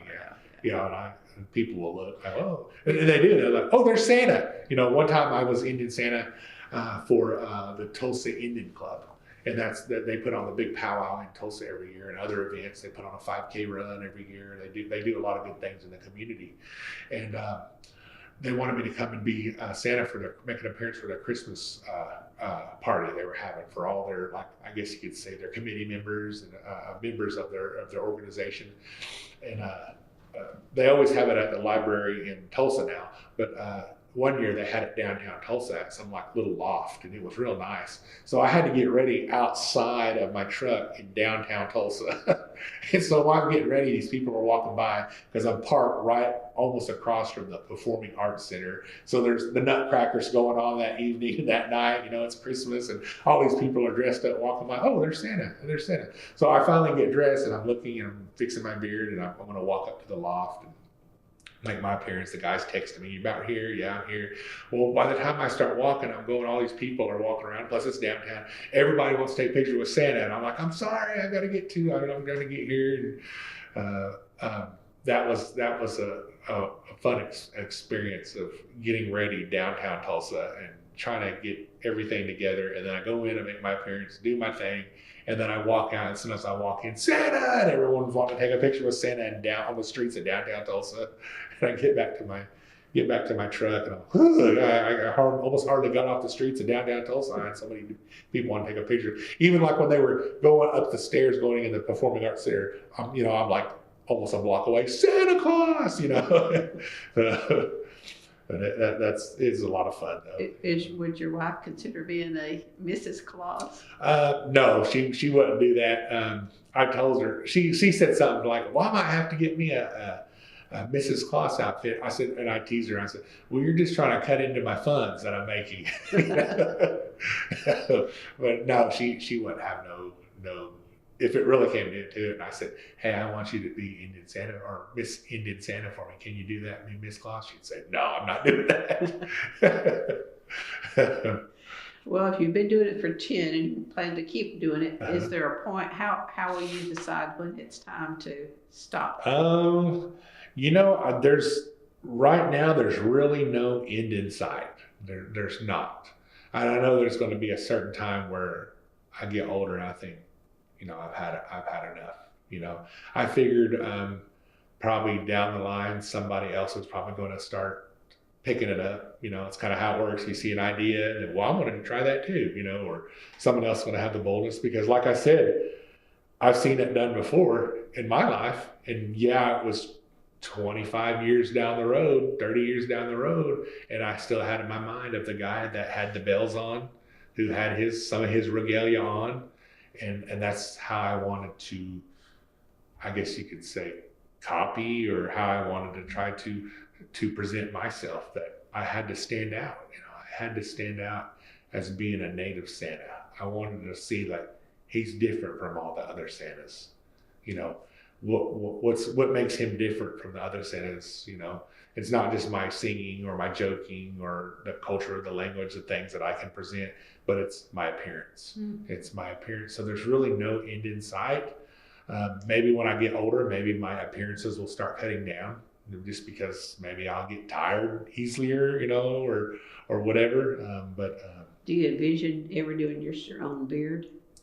No, this is about as good as it gets. It's got Okmulgee in it. Yeah. I've seen that there was another native Santa up toward the Oklahoma City area that for the Fan Museum, and his is a little bit, he wears like a cowboy hat, and I don't know if his braids are real. He's got braids. Willie Nelson. Yeah. Yeah. Willie Nelson. Yeah. And he has like a coat on with like a design, you know, and I think he just wears jeans and boots. So he does that for them, I've noticed, but it's not like what I do. It's different. It's different. You know, his is more, I guess you could say, more of a professional setting. You know, the setting that you see, like when you see the mall, the whole setup and where you go and talk to Santa. Yes. His is more like that. Mine is way different. I've had people like on my Facebook, and you have all these different pages that you follow, and someone will say in these group things or these pages on Facebook, looking for a Santa to come, or looking for a Santa, and I'll have my friends tag me. I was like, I'm not the Santa they're probably thinking or looking for. I said, I know I'm not. So I pass, you know. And again, having 14 appearances, I honestly can say that I probably turned down 10 because it was just, I was already booked. So. Are you already booked some for now for this upcoming I am one. Okay. Well, 2 if you count my own church. And it's 2. January. Yeah, I'm already booked. We'll have you next year. It's on my calendar. Just keep me on your calendar. It's a big event. It's Native American Christmas market that's put on in Glenpool. And I'm asked to come do that one every year. It's a 2-day market. I come in one day and I'm in Santa for about an hour and a half, 2 hours. And I just walk around to the vendors, walk around to the crowd. I'll get up there and maybe say something on the microphone. They see me dancing and I just walk around to the crowd. And doing that, sometimes the appearances, like I said, they've been 20, 30 minutes, and sometimes they've been 2 hours. And I really don't put a time limit on it. For my donation, it's never like, well, you've only gave me this much, so I'm only going to be here for 15 minutes. It's never like that. It's just, I can feel when the surprise and excitement of Indian Santa is wearing off. That's how I know how to do it. You know, it's kind of like once you make a great appearance and once you take those pictures and you do what you're supposed to do, there's no reason to hang around no more. Because everybody starts getting back to eating, they start getting back to partying or conversating, or they're starting to leave, or they're not paying attention to you no more. So a lot of times people say, well, we need you for this. I said, and I let them know. After a while, the excitement of Santa wears off. There's no reason for me to stay for 3 hours. Sometimes there's no reason to stay over an hour, unless it's a big crowd, like the 400 people, because it's going to take over an hour to take pictures, you know. Shake everybody's hand. hand. Shake everyone's hand. And I do. I go to every table and walk up and down the aisles of those 400 people and shake hands and take pictures and joke. And then the music hits and I start dancing toward the dance floor and go to the dance floor. And then how do you exit when it's time to exit? Sometimes I make that big ho, ho, ho, we'll see you next year, waving the hand, waving the staff. Dancing out, or just see y'all next year.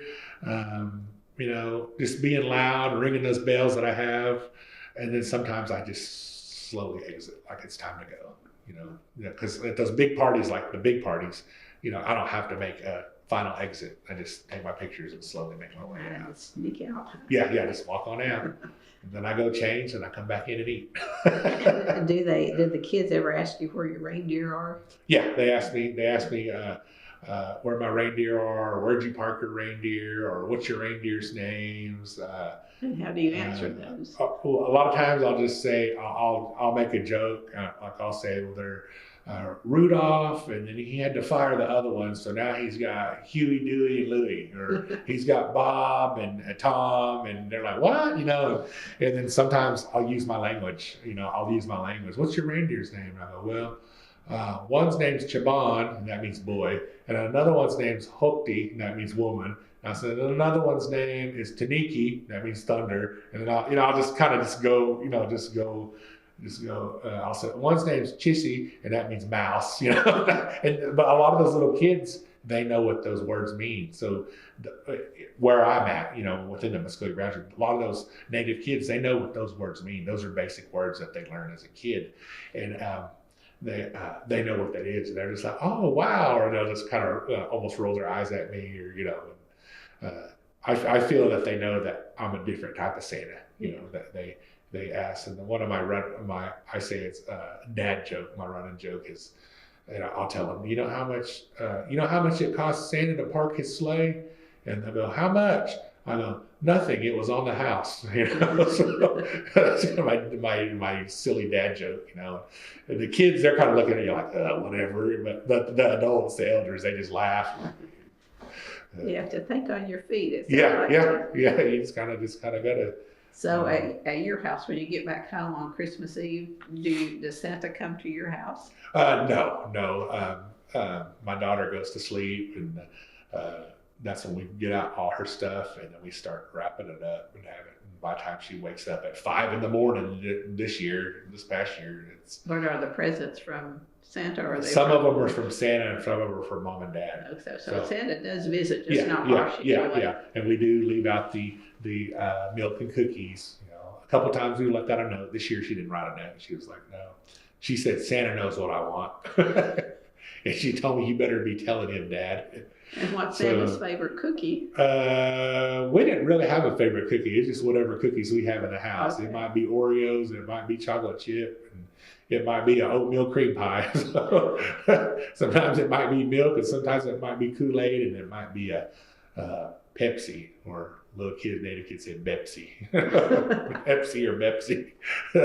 That's about what we leave out. You know, I'll go and take a bite of the cookie, and I don't drink pop, but I'll pour out the pop. Or, you know, I don't drink milk either, unless it's in cereal, and I'll pour a little bit of it out. Leave it out there for her to see that he was here. Well, there's some magic still. And she knows that Santa brings presents, but she knows that mom and dad love her and want to give her presents for Christmas. So there's presents that say from Santa, and there's presents that say from mom and dad. So she knows that not everything comes from Santa. Okay. You know, right now she's still believing in Santa. You know, she just turned 8. So Do you all read the night before Christmas? No, we don't do anything like that. This Christmas Eve, we just stayed home. We stayed home when we could, and then my mother-in-law did come over. You know, she came over, and I think that was about it. You know, we just stayed at the house. Okay. Mm-hmm. So, and during off season, you're just thinking ahead what you're going to try next year. Yeah, I think probably about when I really start thinking about I need to start getting ready is probably about September. You know, yeah, I take my suit to the dry cleaners and everything, that last one, and hang it up and put it up, and then get it ready in that big duffel bag. That big duffel bag, it's big, and I can fold my stuff real neatly and put it in there, and you know, and it keeps good. But in the off season, it's got plastic over it right now, and it's hanging up in the closet. You found a dry cleaner you trust? Yeah. I told him, I said, this is all right. These ribbons and everything. And yeah, we'll take care of it. I said, okay. I know sometimes the white becomes pink. Yeah. But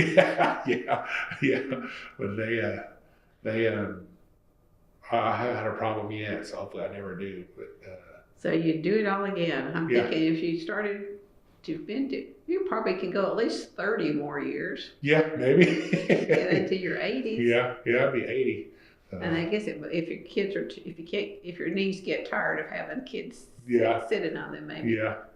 The smiling muscles you've got going all the time, so you don't have to worry about those.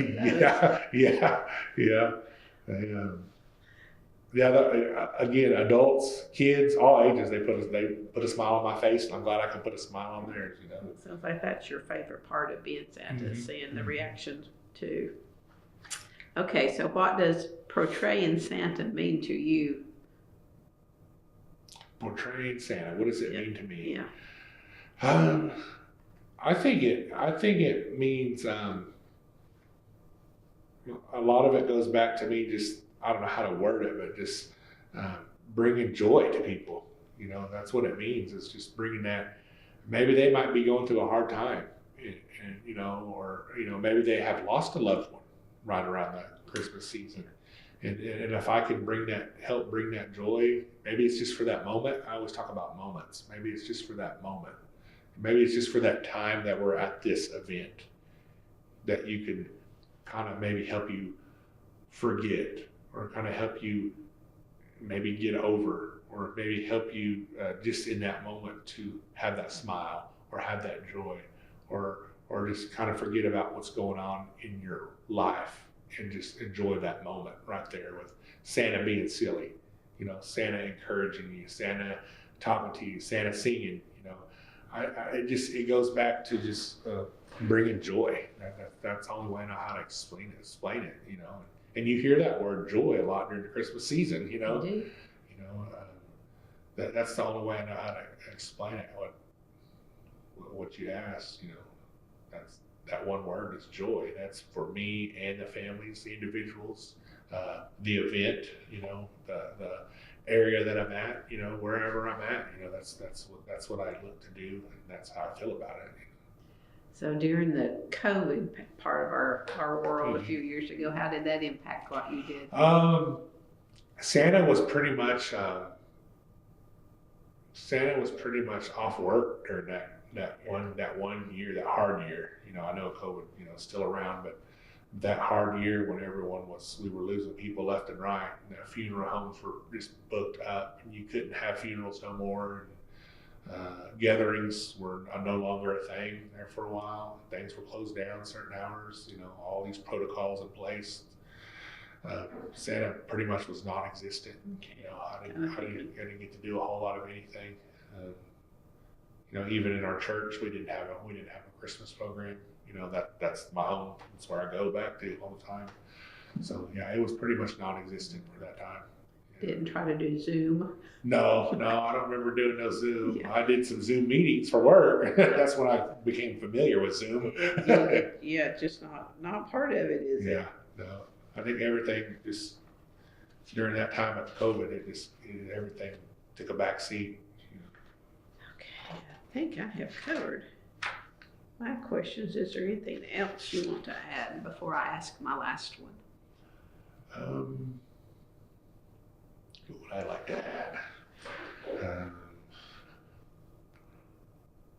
No, I think I pretty much said everything about, again, being in Native communities. That's where I fit in as Native communities. If I went outside of Native communities,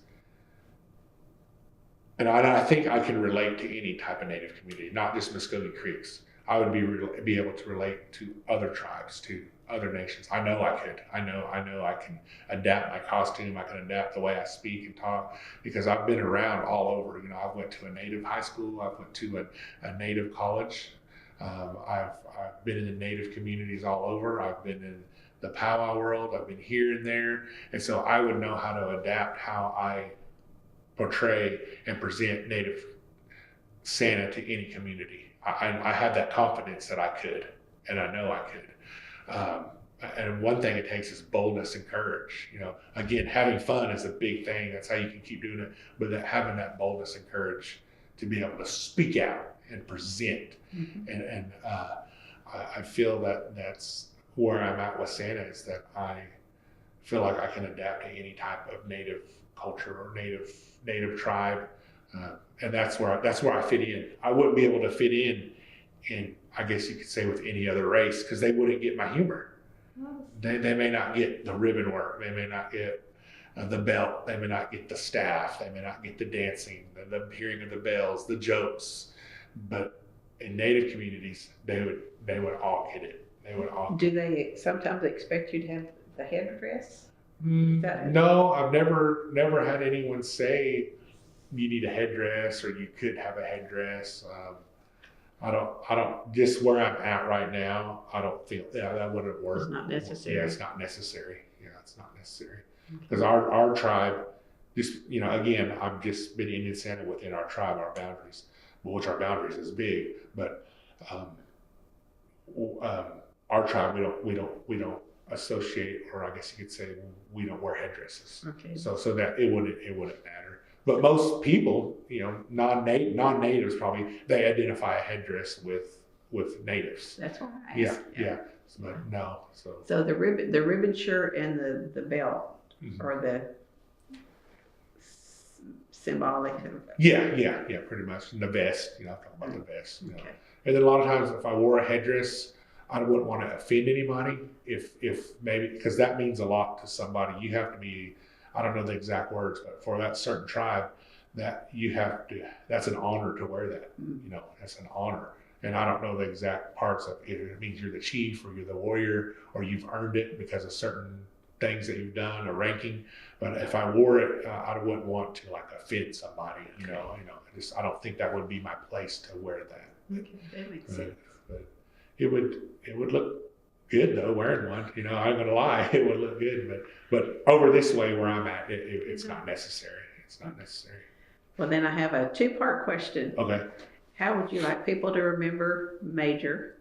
And then how would you like people to remember Santa as Major? Major as Santa? Yes, either way. I would like people to remember Major as just a fun guy. A guy that can, a guy that'll help you, a guy that will try. And when I say help you, is not just physically helping you, but spiritually helping you. Whether that's praying for you, whether that's sharing a song with you, whether it's uplifting you with words of encouragement, jokes, or just being there to listen. I want them to remember Major as a hard worker, because I feel that I am in my job. I work my regular job. I do Indian Santa during the Christmas months, but I also own a landscaping business, which will be starting up soon. A landscaping business, and I have mowed up taking care of up to 22 lawns by myself, besides my 8 to 5. I cut down this year. I cut down to 15 lawns just because I felt like I was getting overwhelmed. But I'm a hard worker, provider. I want them to remember a guy that you can count on, a guy that you can trust, and a guy that just works hard and helps provide for his family. You know, I strive to be a great dad. I had a good dad. I had a good dad that he provided for us. He was stern, like I said before, but he had mercy, showed mercy. I liked that my dad, when we were young, he corrected us, you know, instilled in us to do things right. And even my grandpa, you know, do things right. You know, again, I remember him saying, do it right the first time so you don't have to do it again. Yeah. And that's what I try to do and teach my daughter, you know, as simple as putting your shoes up, you know where they go. Hang your school bag up, you know where it goes. Those things like that, you know, doing things right, you know. And again, back to being a good dad. I want to be a good dad. I try to be a good dad. There's so many kids in this world that don't have a dad. There's so many kids in this world where dads aren't in their kids' lives, in their children's lives. And I don't ever want to be like that. I don't ever want to be thought of like that. I want to be a dad that's present, and a dad that teaches his daughter right and wrong, and a dad that a daughter she can seek refuge in when she's hurting. You know, because there's going to be times in her life where she's hurting. There's going to be times in her life where that she's going to be down. So I want to be that dad that's present, and that she knows that I can talk to my dad. I can talk to my dad, because that's how I feel about my dad. I can talk to my dad. You know, again, we go eat lunch and we can talk forever and ever. We get on the phone, we talk forever and ever. And sometimes it's a few minutes, sometimes it's an hour, sometimes it's 2-3 times a day, but we can talk. And that's how I want my daughter to be with me, that she can talk to dad. She can talk to dad. I want to be there for her. And then the next question was, As Santa. How is it, Major as Santa, or Santa as Major, whichever. how I want to be remembered as Santa? Yes. I just want to be remembered as a unique, fun, exciting, silly, a Santa with all those characteristics, but a Santa that loves to have a good time. A Santa that can present itself in a way that makes you want to get out there on the dance floor with them. And I've seen it. A Santa that can make you feel comfortable with just saying, I want a picture with you. And a Santa that is very approachable, not just to elders, but to the children, whether or not, you know, because you see it a lot of times where children are afraid or they're shy.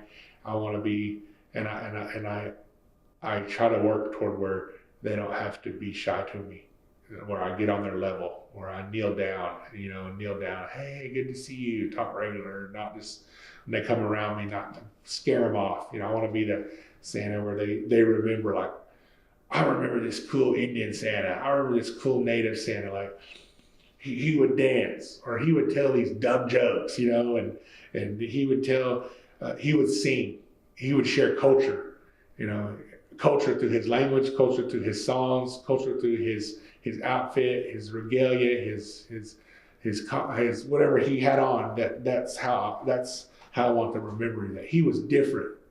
He wasn't just this Santa that wore red and white and just had a stocking cap on. He was fun.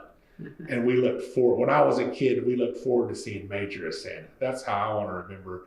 Remember when I'm long gone, and whoever decides to pick it up or carry it on, or, you know, whoever decides to fine tune whatever I do and take it to the next level. You know, whoever decides to say, he did good, but I want to add this.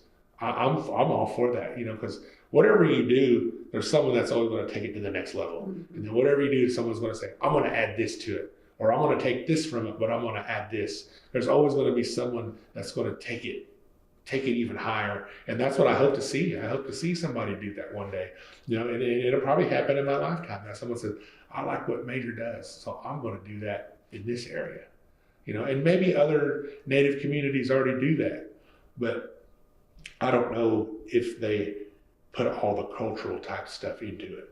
You know, I don't know if they do the dancing. They tell if they have the native humor, if they're bold enough to share a song, if they're bold enough to dance in front of everybody, you know, if they're bold enough to shake hands, you know, and greet them in our native language. I don't know if other native Santas do that. I don't know how many other native Santas are out there. I've seen, like I said, in my lifetime, one other native Santa that somewhat did like how I do. The other ones were just, you know, they're native as a person, they're native, but they didn't have all the get up and the outfit like I do. And then the other one, like I said, I seen at the museum in Oklahoma City. You know, he had a different type of style, but I don't know if he does like I do. You know, I want it to be carried on as fun and just where they remember Major stood out compared to everybody else, because that's what I strive to do, for it to stand out so they can have fun, that it stands out so they get excited, so they stand out. I remember that guy, he was just like that. So I'm not dressed the same way as everybody else. They remember me as that guy that got the party going, the guy when no one was going out of the dance floor and Santa Claus goes out there, and next thing you know, there's 40 people out there with him.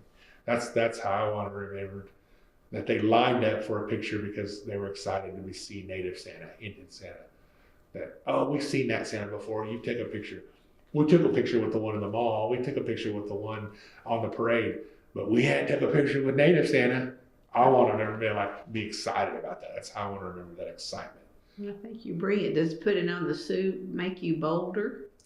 I feel like I'm a pretty bold guy as it is. I feel like I'm not I guess you could say I'm not a confrontational type person, but I had that boldness where I'm not afraid to speak. You can put me on the spot, and I'm like, yeah, I'll talk about it, or we can talk about this, or let me know what you want to talk about. You know, I feel like, I felt like I've been put on the spot many times in my job and in church to say something, or I've been in a setting just like how here you said, well, could you share a song with us? Sure. You know, I don't mind. I've done it so many times. I can't say that I don't get nervous, but I can do it. I have that confidence that I can do it. I have that boldness and courage, and I'm a guy that prays, and that's what I always pray for. It's boldness and courage, boldness and courage, boldness and courage. Whatever I'm doing, whether it's at church, my job, with the people I work with, if I have to present, I presented at different youth gatherings. If I have to do that, then give me that boldness. Give me the words to speak. And that's just how I feel in my life. That's how I carry myself, as I try to be not outspoken in a negative way, but I want to be able to share and have that boldness and that courage to do that. That's just how I feel. And the suit's just is an extension of you. Mm-hmm. Yeah. So that's yeah. And I guess good. If you want to really say do you take it up to the next level when you're in a suit? Do you have more confidence when you're in a suit? Do you have more boldness in that suit? Do you feel braver in that suit? Do you feel like you're more outspoken in that suit? Maybe to an extent, but not really. That's just how I am. I in my younger years, and even now when I go to gatherings, I like to dance. I like to dance. I like to get out on the dance floor. I don't have too many dance moves, but I get out there and just do it for a little bit. My little girl at my wedding, we danced and danced, and danced with my little girl, danced with my wife, danced, just different ones. We had the two lines going and the Congo line, and I was leading that, and then just we just danced and had a good time. And I heard those little kids, little cousin friends, can we do that again? They were having fun dancing. And it's just part of being that boldness in that Santa outfit. But I feel like I'm pretty bold as it is. I feel like I have that courage to. I feel kind of pretty much I'm the same guy, because I'll joke, cut up with anybody. I joke and cut up with my mother-in-law. I tease my mother-in-law, and she teases and cuts up right back. So, and my wife, I tease with her. And sometimes I think of myself as just a big old kid, being with those kids, working with those kids. I actually had a kid. We play games, and I'm a competitive guy. And I had this kid, we was playing, and I was hollering around and just being loud and getting excited about the game. And I had this boy, he was probably about 10, and he comes, he goes, "Are you a kid?" Like he just thought I was a big kid. And then we go inside, and I hear the only one we heard yelling around was Major. So I just felt like I had that boldness already. But Well, you make people feel comfortable. I think Yeah. that's part of it too. yeah, again, it goes back to just having fun. I've said that over and over, but that's what it is. And sharing that. Yeah. Yes. Yeah. Well, I appreciate you sharing it with me today. Yeah. I appreciate the interview. I didn't know what to expect. I didn't know what I was going into. I'm like, what is this? You know, and I seen that flyer, and someone tagged me in it on Facebook. And I thought, wow, this is kind of interesting. And then it made me think, well, how many other native Santas are out there? They had this thing, I've seen it before, where they said, where all these guys that are Santa Claus during the year, they gather up and have like a big dinner, and they do stuff together. And it's always Santa Claus are invited, and I kind of people, well, go to that. And I'm like, well, I'm not that type of Santa. You know, they wouldn't get it. They come in with no beard, and because those guys have those beards all year long. And, you know, they're the real deal. You see them sitting in the mall. It's a real beard and real white hair. And you look at me, and you, in this interview, you go, well, how could he be Santa? How could he be Santa? You got the spirit. Yeah. It's the spirit. And but yeah, that's just, Yeah, you're awesome, I think. it's You're just fun. great.